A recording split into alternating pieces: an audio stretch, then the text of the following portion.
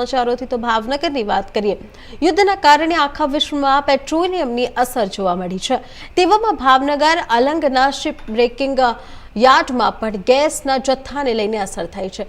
અહીં મોટાભાગની કામગીરી પાછળ ગેસનો ઉપયોગ થતો હોવાથી ગેસ અછતના કારણે શિપ તોડક કંપનીઓએ પોતાની કામગીરી ધીમી કરી દીધી છે, જેના કારણે ઉદ્યોગ સાથે જોડાયેલ વેપાર અને રોજગારી પર અસર થવાની શક્યતા છે।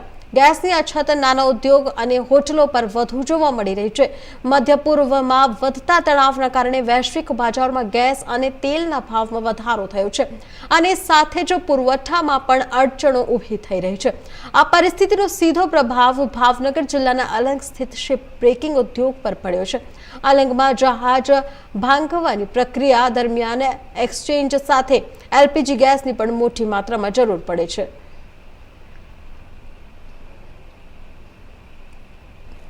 And the Vice President, Ship Recycling Association of India. Sir, ખાસ કરી વાત કરીએ તો અત્યારે યુદ્ધને લઈને ગેસની શું પરિસ્થિતિ અલંગમાં? ખાડીના દેશોમાંથી જે જહાજ પસાર થાય છે એ યુદ્ધના હિસાબે અત્યારે આવતા બંધ થઈ ગયા અને એના હિસાબે શિપ બ્રેકિંગ ઇન્ડસ્ટ્રીઝની અંદર જે ગેસ એ શિપ બ્રેકિંગ માટે એલપીજી અને ઓક્સિજન મુખ્ય છે, એટલે એલપીજી અને ઓક્સિજન બંને ભેગા થઈને કટિંગ કામ થતું હોય છે અને એના હિસાબે અત્યારે એલપીજીની ખૂબ જ શોર્ટેજ છે। અલંગની અંદર સિલિન્ડર બાટલા કોમર્શિયલ મળે છે અને ગુજરાત ગેસ દ્વારા પાઇપલાઇન દ્વારા પણ કેટલાક પ્લોટોની અંદર ગેસની સપ્લાય શરૂ છે। તો ગુજરાત ગેસે રિસ્ટ્રિક્શન નાખી દીધું છે, એનો 50% જ ગેસ અત્યારે વાપરવાની પરમિશન આપી છે, એટલે અત્યારે લેબરોને અમારે છૂટા કરવા પડ્યા।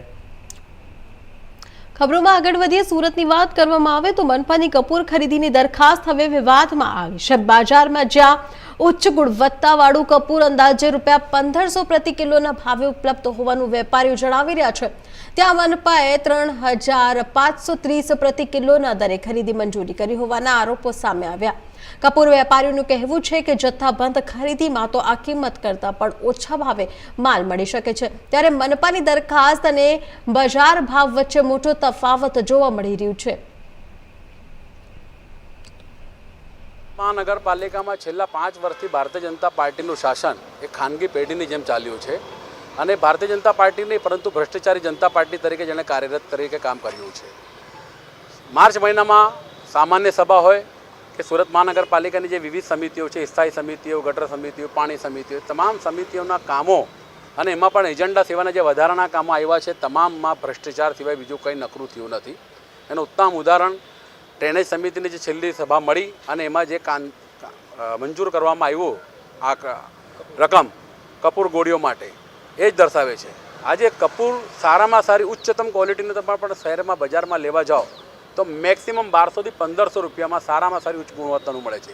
એ જ કપૂરની ગોળીઓ સુરત મહાનગરપાલિકાના શાસકોનું વહીવટીતંત્રએ પ્રજાના રૂપિયાનું પાણીનું વેવ કરીને પરસેવાની કમાણીને પાણીમાં નાખીને વેડફાટ કરીને 3500 રૂપિયામાં ખરીદી કરી છે પર કેજી। એટલે જ દર્શાવે છે કે ભારતીય જનતા પાર્ટીના શાસકો હોય, વહીવટીતંત્ર હોય, આમાં એમનું કમિશન લીધું છે અને એ કમિશન સુરત ભાજપ કાર્યાલય પંડિત દીનદયાલ ભવન હોય કે ગાંધીનગર સ્થિત કમલમ સુધી પહોંચી રહ્યો છે। જે ઇજારદાર પણ હશે ચોક્કસપણે ભારતીય જનતા પાર્ટી સાથે ખૂબ નજીકનું ગૌરવો ધરાવતો હોય તો જ એણે પણ ડબલ કરતાનો વધારેનો ભાવ વસૂલાત સુરત મહાનગરપાલિકાએ પાસે કરી છે। આ તબક્કે એટલું જ કહીશ કે સુરત પરની પ્રજા ખૂબ જાગૃત થઈ ગઈ છે, આમના શાસનથી ત્રસ્ત થઈ ગઈ છે ને આમના ભ્રષ્ટાચારના એક દાખલાઓ ઘણા સામે આવ્યા છે આખા 5 વર્ષ દરમિયાન। આ વખતે જે 31 વર્ષ એમનું સતત શાસન ચાલી રહ્યું છે મનપામાં, આ વખતે એમને શાસન ટકાવવા માટે 9 નેજા પાણી યાદ આવશે એ ચોક્કસ છે। હવે જો કપૂરની અંદર છે ને 3 પ્રકારના કપૂર આવે, જેમાં જનરલી ગોળીવાળું કપૂર છે આપણે સળગાવવા માટે યુઝ કરીએ છીએ, પછી એના કરતાં સારું જે કપૂર આવે ભીમસેની કપૂર આવે, એના મિડલનું દેશી કપૂર આવે। દેશી કપૂર જનરલી ઓછું ચાલે, એમાં સુગંધ વધારે હોય, ખાલી સુગંધ માટે સ્પેશિયલ યુઝ કરે। એના કરતાં બધામાં સારામાં સારી ક્વોલિટીનો કપૂર જે કહેવાય ભીમસેની કપૂર કહેવાય, જે કપૂર 100% પ્યોર આવે, જેની અંદર કોઈ પણ પ્રકારની ભેળસેળ આવતી નથી, એ પ્રકારનું કપૂર છે। અને આપણે ગોળીવાળી કપૂરની વાત કરીએ તો એ કપૂર આવે છે 20% વેક્સ મિક્સ આવે એની અંદર, એના માટે ગોળી બને એના લીધે એ મિક્સ આવે છે. અને બંનેની આપણે પ્રાઇસની જો વાત કરીએ તો પ્રાઇસમાં ગોળીવાળું કપૂર છે સારામાં સારી ક્વોલિટીનો 1200 રૂપિયા કિલો આવે અને ભીમસેની કપૂર છે જે બધા કરતાં ઊંચી ગુણવત્તાવાળું કપૂર છે એ કપૂરનો ભાવ હમણાં માર્કેટમાં 1500 રૂપિયા રેગ્યુલરલી કિલોમાં ચાલે અને કોઈ વધારે ક્વોન્ટિટીમાં લે તો અમે એને ઓછું પણ કરી દઈએ છીએ. અને ગોળીવાળું કપૂરની આપણે વાત કરીએ તો એમાં જે 1200 રૂપિયા છે સારામાં સારી ક્વોલિટીનો છે અને એના કરતાં નીચી ક્વોલિટી પણ માર્કેટમાં ઘણી બધી અવેલેબલ છે. 700 રૂપિયા 800 રૂપિયા 1000 રૂપિયા કિલો પણ અવેલેબલ છે. વડોદરા રેલવે સ્ટેશન અને ટ્રેનોમાં મુસાફરી કરતા પ્રવાસીઓ માટે સુરક્ષાના સારા સમાચાર છે. વડોદરા રેલવે પોલીસ દ્વારા ચલાવવામાં આવી રહેલ મિશન સેફ સ્ટેશન અંતર્ગત એલસીબી ટીમે મોટી સફળતા મેળવી છે. પોલીસે ટ્રેનમાં મુસાફરોના કિંમત સામાનની ચોરી કરતી ગેંગના 2 મુખ્ય સગીરાતોને ઝડપી પાડી અંદાજે 5 લાખ રૂપિયાનો મુદ્દામાલ કબજે કર્યો છે. પકડાયેલા આરોપી એક આયુષ ઉર્ફે લખી ટાગા, પ્રિતેશ ઉર્ફે સોનુ પંચાલ પાસેથી રિકવર મુદ્દામાલ 14 મોબાઈલ, 2 લેપટોપ, એક ટેબ્લેટ, એક એક્ટિવા ચાર્જર અને રાઉટર મેળવવામાં આવ્યા છે. આ ગેંગ ગુજરાત ઉપરાંત મહારાષ્ટ્ર, ઓડિશા અને ઉત્તર પ્રદેશમાં પણ ચોરી કરતી હતી.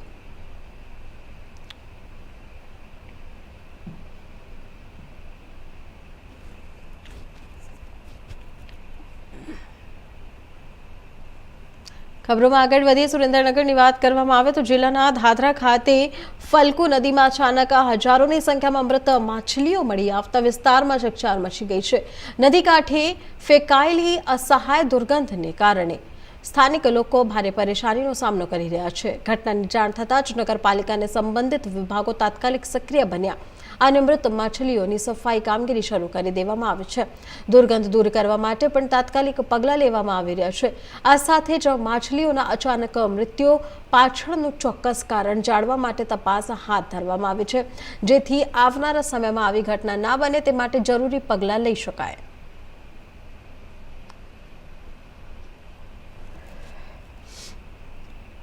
ગુજરાત મકાન અને અન્ય બાંધકામ શ્રમ યોગી કલ્યાણ બોર્ડ દ્વારા વધુ 3 ધન્વંતરી આરોગ્ય રથનો પ્રારંભ જિલ્લા કલેક્ટરના હસ્તે લીલી ઝંડી આપી પ્રસ્થાન કરવામાં આવ્યું. વડોદરા શહેર જિલ્લામાં ગુજરાત મકાન અને અન્ય બાંધકામ શ્રમ યોગી કલ્યાણ બોર્ડ દ્વારા ધન્વંતરી આરોગ્ય 12 રથોનો પ્રારંભ કરવામાં આવ્યો. આજે વડોદરાની નવી કલેક્ટર કચેરી ખાતે વધુ 3 ધન્વંતરી આરોગ્ય રથનો જિલ્લા કલેક્ટર અનિલ ધામેલિયા, ડીડીઓ મમતા હરિપરા, પ્રોજેક્ટ મેનેજર સેજલબેન પટેલ, ઉપેન્દ્ર મકવાણા, જિલ્લા નિરીક્ષણ યોગેશ પટેલની ઉપસ્થિતિમાં ધન્વંતરી આરોગ્ય રથનો પ્રારંભ કરવામાં આવ્યો. આ રથ વડોદરા શહેરના બાંધકામ શ્રમિકોને તેમના કાર્યસ્થળે અથવા નજીકના વિસ્તારમાં વિના મૂલ્ય આરોગ્ય સેવાઓ પૂરી પાડવામાં આવશે. ધન્વંતરી આરોગ્ય રથમાં ડોક્ટરોની ટીમ, લેબોરેટરીની અદ્યતન સુવિધા, તબીબી સેવા, જરૂરી દવાઓ, નિઃશુલ્ક વિતરણ, બાંધકામ શ્રમિકોની નોંધણી સહિતની સુવિધાઓ ઉપલબ્ધ રહેશે. સીએમ સાહેબના હસ્તે પહેલાં આનું ઉદ્ઘાટન થઈ ગયેલું છે, પણ વડોદરા જિલ્લાની અંદર કલેક્ટર સાહેબ અને ડીડીઓ મેડમ સાથે આજે ઉદ્ઘાટન કરેલું છે. કયા પ્રકારની કાર્યરત છે, કયા વિસ્તારોમાં કાર્યરત છે? આ વડોદરા સિટીની અંદર કાર્યરત છે. જે બાંધકામ સાઇટ અને બાંધકામ વસાહતો છે એની અંદર જઈને બાંધકામ શ્રમિકો જે છે એ લોકોનું મેડિકલ ચેકઅપ કરવામાં આવશે. બાંધકામ સાઇટ ઉપર? હા, બાંધકામ site. Patel Sejal, project manager, Vadodara. Okay, તો મોસ્ટ ઓફલી જે અત્યારની ગાડી છે ઓલરેડી વડોદરાની અંદર 12 વ્હીકલ ધન્વંતરી આરોગ્ય રથ ચાલી રહી છે. આ જે ધન્વંતરી આરોગ્ય રથ છે એ મોસ્ટ ઓફલી જે કડિયાનાકા અને શ્રમિક વસાહત, જે મોસ્ટ ઓફલી તમે જોતા હશો કે જે કડિયાનાકો કામ કરે છે, મજૂર વર્ગ, તે જેને એક પોતાના જો કોઈ બીમાર હોય છે તો એને હોસ્પિટલ સુધી પોતાની રજા બગાડીને જવું હોય છે. તો આ મોસ્ટ ઓફલી જે ધન્વંતરી આરોગ્ય રથ છે એમને સાઇટ ઉપર જઈને એમને પ્રોપર પ્રાથમિક સારવાર આપશે, જેમ કે શરદી, ખાંસી, ઉધરસ. ઓલરેડી એમાં 5નો સ્ટાફ ઓલરેડી છે, જેમાં મેડિકલ ઓફિસર છે, લેબ ટેકનિશિયન છે, પેરામેડિકલ છે, લેબર કાઉન્સેલર છે, અને જેના કારણે ઓલ ધ સ્ટાફ એમના ટ્રીટમેન્ટ કરશે અને સારામાં સારી એમને પ્રાથમિક સારવાર મળી શકે છે.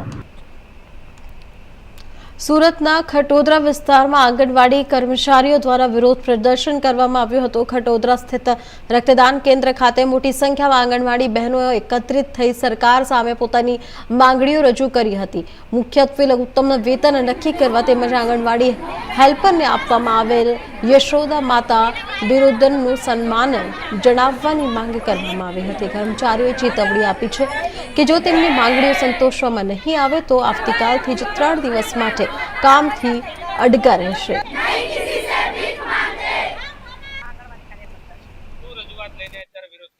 અમે અમારા પગારની રજૂઆત કરી રહેલા છે. સરકારે એમને લઘુત્તમ વેતન જે જાહેર કર્યું છે તે અમે સરકાર પાસે એટલી માંગણી કરીએ છીએ કે અમને જે વેતન જાહેર કર્યું તમારું વેતન ચૂકવે.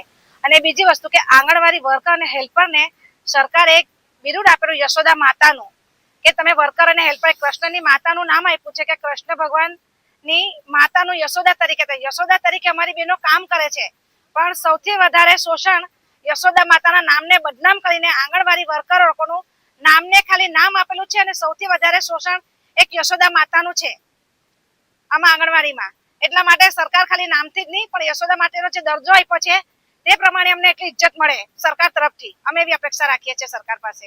કઈ રીતે હવે 3 દિવસનો કાર્યક્રમ છે? 3 દિવસના કાર્યક્રમમાં આજથી અમે 5 તારીખથી અમને મોબાઈલની કામગીરી બંધ હતી. હવે કાલથી અમે 3 દિવસની કામથી અળગાવીને હડતાળનું આયોજન કરેલું છે. અને આગળ 3 દિવસ પછી જો સરકાર અમારી માંગ પૂરી નહીં થશે તો અમે વધારે મુદ્દતની અને વધારે કામથી અળગાવીને અચોક્કસ મુદ્દતની હડતાળમાં અમે જોડાઈશું. મારું નામ સીમાબેન શ્રીમાલવે, ગુજરાત આંગણવાડી કર્મચારી સંગઠનમાં સુરત જિલ્લામાં પ્રવક્તા તરીકે ફરજ બજાવું છું. આજે શું વિરોધ કરી રહ્યા છો? આજે અમે અહીંયા સીએલ રજા રિપોર્ટ રાખીને કામથી 3 દિવસ અળગા રહીએ છીએ, કેમ કે અમારા પગારના વધારો બિલકુલ નહીં થઈ રહ્યો. 2018 થી સેન્ટ્રલ ગવર્મેન્ટથી અને 2022 થી રાજ્ય સરકારથી અમારા 1 રૂપિયાના બી પગારના વધારે નહીં થયું છે. મોંઘવારીના દિવસે દિવસે વધી રહી છે અને પગાર ધોરણ તે જ છે. તો તમે વિચાર કરો, 7-8 વર્ષની દરમિયાન શું શાકભાજીના ભાવ હતા, શું ગેસના બાટલાના ભાવ હતા, શું ભણતરના વિદ્યાર્થીઓના ફીસના ભાવ હતા, અને આજે પગાર તો અમારે એ જ છે અને ભણતરને બધી વસ્તુઓનો ભાવ વધી ગયો છે. તો અમારી આ હેલ્પર બહેનો હોય કે કાર્યકર બહેનો એટલા ઓછા 5,500 અને 10,000ના પગારમાં કેવી રીતે એનો ઘરનો ભારણ કરે? જેવી રીતે ગુજરાત સરકારની વાતો છે મહિલા સશક્તિકરણની, તો આજે મહિલા સશક્તિકરણની અંદર આ બિચારી બહેનોને કફોડી દશા થઈ રહી છે. કેવી રીતે આ લોકો અમારા આંસુ નહીં દેખાતા અને બહેનોને નહીં સમજતા? તો તમારે રજૂઆત છે સરકારશ્રીને કે અમારી બહેનોને પગારના વધારા કરો, તો અમે તમને ગાતે વાતે અમે બીજી વાર તમને લાવવાની કોશિશ કરીએ, પણ અમારી બહેનોના સાથ સહકાર અને પગાર વધારા કરો. કેમ કે ગુજરાત હાઈકોર્ટ ચુકાદા આપ્યું છે છતાંય બી અમારું કઈ અમલીકરણમાં નહીં આવ્યો. એટલે બહેનો અમે બહુ રોષે છે. 3 દિવસ 18, 19 અને 20 કામ. આણંદ જિલ્લા પંચાયતની ચૂંટાયેલી 5 વર્ષની મુદત પૂર્ણ થતાં પ્રમુખ પદેથી હસમુખભાઈ પટેલે પોતાનો ચાર્જ સોંપી દીધો હતો અને જિલ્લા પંચાયતમાંથી કર્મચારીઓનો આભાર વ્યક્ત કરી વિદાય લીધી હતી. આણંદ જિલ્લા પંચાયતના ચૂંટાયેલા સભ્યોની 5 વર્ષની ટર્મ પૂર્ણ થતાં અને જિલ્લા પંચાયતમાં વહીવટીદારની નિમણૂક થતાં જિલ્લા પંચાયતના પ્રમુખ પદેથી હસમુખભાઈ પટેલે પોતાનો પ્રમુખ પદનો ચાર્જ છોડી દીધો હતો.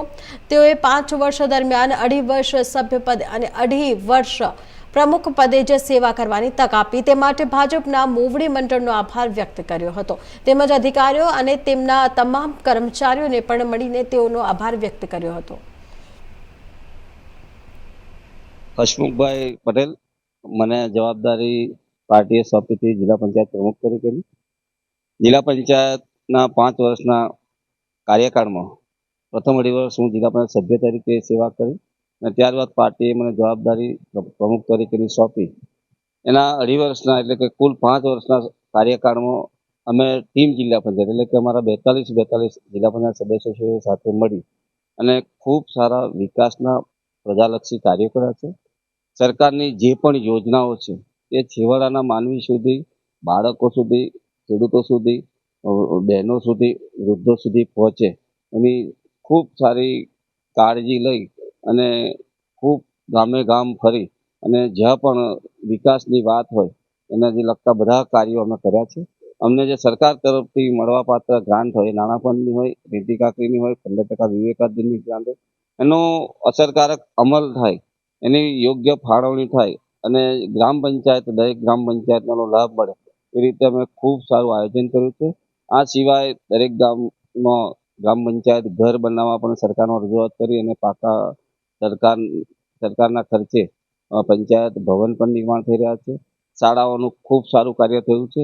છેલ્લા 2 વર્ષમાં 1187 ઓરડા જેટલી નવીન શાળાઓ બની છે અને શાળાઓ ઉપર સોલર, પીએચસી પર સોલર અને જે પંચાયતના ઘરો છે એની પર પણ સોલર નાખવાનું અમે સરકારમાં જે રજૂઆત કરી હતી એમાં સરકારમાંથી પણ અમને પૂરો સહકાર મળ્યો છે અને તમામ મંત્રીશ્રીઓ અને અમારા ધારાસભ્યશ્રીઓ, સંસદ સભ્યશ્રી અને અમારું મોવડી મંડળ અને વરિષ્ઠ સંગઠન અમારું જિલ્લાનું એ જ્યાં જ્યાં પણ અમને જરૂર પડી ત્યાં ત્યાં અમને માર્ગદર્શન આપ્યું છે અમે જ્યાં રજૂઆતો કરી ત્યાં રજૂઆતો અમારી સાંભળી અને અમારી દરેકે દરેક જરૂરિયાતો વિકાસના કામની જે પણ વાત હોય એ પૂર્ણ કરી છે અને સૌના સહકારથી અમે 5 વર્ષમાં ખૂબ સારું પ્રજાલક્ષી કાર્ય અમારેથી જે થવા યોગ્ય હતું એ અમારી મહેનત થકી કર્યું છે અને કંઈ અધૂરો છે તો ફરીવારના જે જિલ્લા પંચાયત સભ્યની હવે ચૂંટણી આવે તો નવા જે લોકો આવશે એ કરશે અને લગભગ બધું પૂર્ણ કાર્ય થઈ ગયું છે અને ખૂબ સારું કાર્ય અમારી ટીમ જિલ્લા પંચાયત એમાં અમારા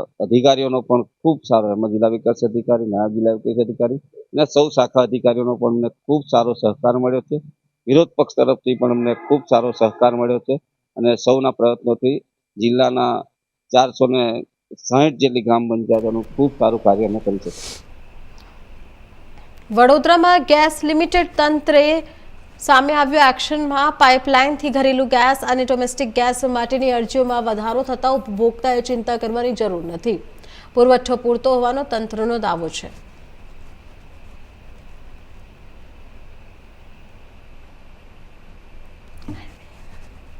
તો આપને જણાવી દઈએ કે કોમર્શિયલ ગેસ ગ્રાહકો માટે સારા સમાચાર છે. વડોદરા ગેસ લિમિટેડ દ્વારા અંદાજિત 3.5 લાખ લોકોને પાઇપલાઇન દ્વારા ઘરેલું અને ડોમેસ્ટિક ગેસ સપ્લાય થાય છે.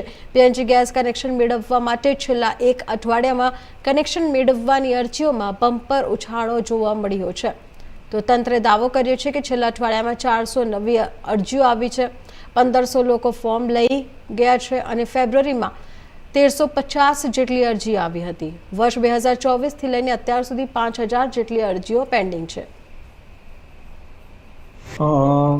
હાલમાં જે પરિસ્થિતિ છે એમાં કોઈ પણ જથ્થો અપૂરતો હોય અને કોઈ પણ કાપ હોય એવી કોઈ વાત નથી અને અમને પણ એવી કોઈ સૂચના નથી.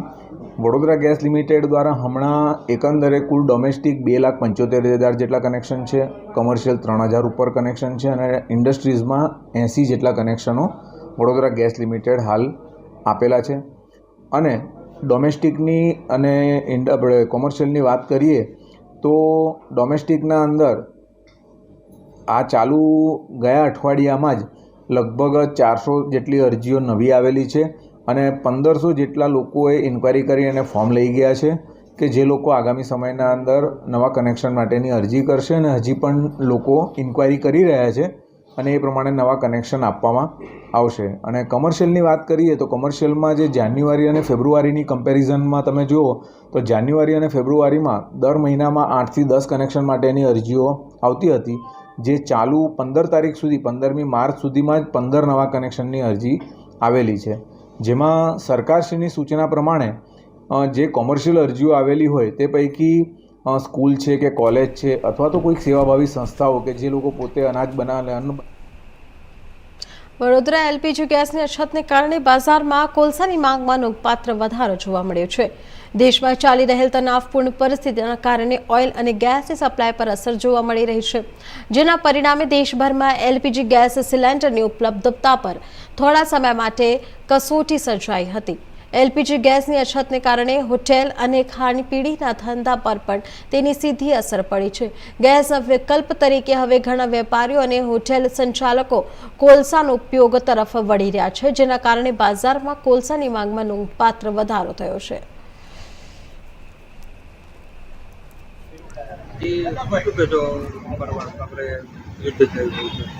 યુદ્ધ થયું છે એનાથી શું છે કે ગેસની સપ્લાયમાં થોડો પ્રોબ્લેમ આવ્યો છે. બાકી એમ કોલસા તો આપણી પાસે છે. લોકો હોટલમાં લોકોને બહુ તકલીફ પડી રહી છે, એટલે લોકો 1.5 ગણું અમારે કોલસાનું વપરાશ વધી ગયું છે પહેલાં કરતાં. કારણ કે એમને ગ્રેવી બનાવવાની હોય તો એમાં એમને બહુ તકલીફ પડે છે. ભાવમાં કોલસામાં વધારો ના, ભાવમાં તો કોઈ વધારો થયો નથી. અમારો 2-3 વર્ષથી જે રનિંગ ભાવ છે એ જ ચાલે છે, એમાં 10 પૈસાનો વધારો થયો નથી. મારું નામ મોહમ્મદ ઇબ્રાહિમ કબૂતરવાલા. કેટલી ડિમાન્ડ કોલસાએ વધે એટલે પહેલા કેટલું વેચાતું હવે વેચાણ કેવું થયું? હવે પહેલાં કરતાં આપણે સમજો ને 20 થી 25% વધારો થયો છે વપરાશમાં. બાકી બીજો કોઈ ભાવમાં કોઈ વધારો થયો નથી સાહેબ. કુકવાવના જંગર ગામે જળ સંમેલનમાં ઉર્જા મંત્રી કૌશિક વેકરિયા ખીલી ઉઠ્યા. લાઠીના દુથાડા બાદ જંગર ગામ બન્યું સૌર ઉર્જા ગામ. કૌશિક વેકરિયા પાછલા 40 વર્ષનો હિસાબ માંગો, હું 3 વર્ષનો હિસાબ આપવા તૈયાર છું. કૌશિક વેકરિયાએ એમ પણ ઉમેર્યું કે લેખાજોખા તો થતા હોય પણ ખોટા લોકો ગેરમાર્ગે ના દોરી જાય એની તાકેદારી અમારી રાખવાની છે. એમ પણ ઉમેર્યું કે કુકવાવમાં 45 તળાવો સાથે અમરેલી વિધાનસભામાં 115 તળાવો બનાવ્યા છે. તો ટ્રેલર છે, પિક્ચર અભી બાકી છે.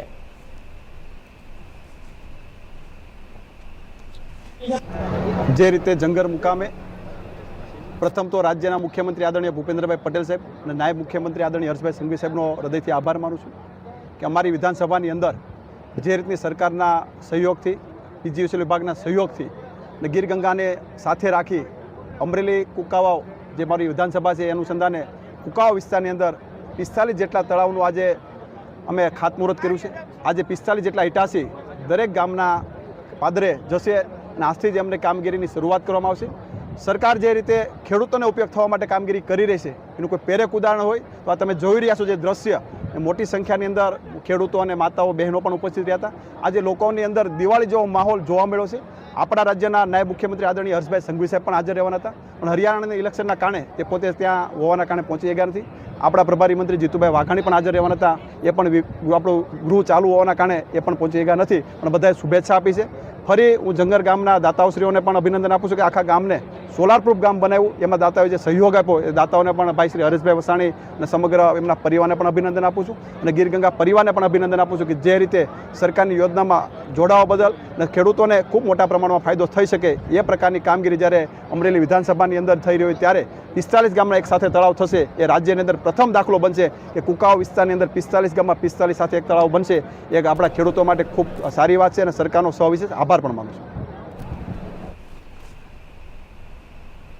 કામરેજ તાલુકા ભારતીય જનતા પાર્ટી દ્વારા એસટી મોરચાની જાહેરાત કરાતા કામરેજ તાલુકા આદિવાસી સમાજના અગ્રણી દ્વારા નવનિર્ચિત હોદ્દેદારોનું સન્માન કરાયું. એક તરફ જ્યારે સ્થાનિક સ્વરાજની ચૂંટણીના ભટકારા ભાગી રહ્યા છે ત્યારે ભારતીય જનતા પાર્ટી દ્વારા સંગઠન તેમજ વિવિધ મોરચાઓના હોદ્દેદારોની નિમણૂક કરવામાં આવી રહી છે. ત્યારે કામરેજ તાલુકા ભારતીય જનતા પાર્ટીમાં પણ વિવિધ મોરચાઓના હોદ્દેદારોની અને નેતૃત્વ કરનાર પ્રમુખોની નિમણૂક થઈ છે, જે અંતર્ગત કામરેજ તાલુકા ભારતીય જનતા પાર્ટીના એસટી મોરચાની પણ નવનિયુક્તિની જાહેરાત કરવામાં આવી છે, જેમાં દેલાળાના પ્રવીણભાઈ રાઠોડને પ્રમુખ તરીકે નિમણૂક કરવામાં આવ્યા છે. સાથે સાથે જ કામરેજ તાલુકાના મહામંત્રીઓ મંત્રીઓ પણ મોરચામાં નિભાવવા આવ્યા છે. મારું નામ મુકેશભાઈ રાઠોડ છે. હાલમાં જિલ્લા પંચાયતમાં દંડક તરીકે સેવા બજાવું છું. જ્યારે ભારતીય જનતા પાર્ટીએ આદિવાસી સમાજના મોરચાની રચના કરી તેમાં અમારા આદિવાસી સમાજમાં પણભાઈ રાઠોડને પ્રમુખ તરીકે સ્થાન આપવામાં આવ્યું. ત્યારબાદ બે મહામંત્રી એક કૌશિકભાઈ તથા નિલેશભાઈને સમાવેશ કર્યો. તે બદલ આદિવાસી સમાજ તેમજ હળપતિ સમાજમાં ઉત્સાહ અને લાગણીનું જોવા મળી રહી છે અને આવનારા સમયોમાં ભારતીય જનતા પાર્ટી કઈ રીતે વધારે મજબૂત કરે એ દિશામાં કામ કરીને કાલે અમારો સમાજ આગળ બધી પ્રવૃત્તિમાં આગળ વધશે એવી અભ્યર્થના વ્યક્ત કરું છું અને ભારતીય જનતા પાર્ટીનો હળપતિ સમાજ તથા ગુજરાત રાજ્ય પર વધતા સરકારી દેવા અંગે કડક ચિંતા વ્યક્ત કરી જવાબદારી નક્કી કરવાની માંગ સાથે સામાજિક કાર્યકર વિઠ્ઠલ આયરે દ્વારા અનોખી રીતે વિરોધ પ્રદર્શન કરી જિલ્લા કલેક્ટર કચેરી ખાતે આવેદનપત્ર આપી રજૂઆત કરી. ગુજરાત રાજ્ય પર આશરે 4.5 લાખ કરોડથી વધુનું દેવું થયેલું છે. રાજ્ય સરકાર દ્વારા સતત વિકાસના મોટા દાવા કરવામાં આવે છે, પરંતુ દેવાના કારણો અને લાભો વિશે સ્પષ્ટતા નથી.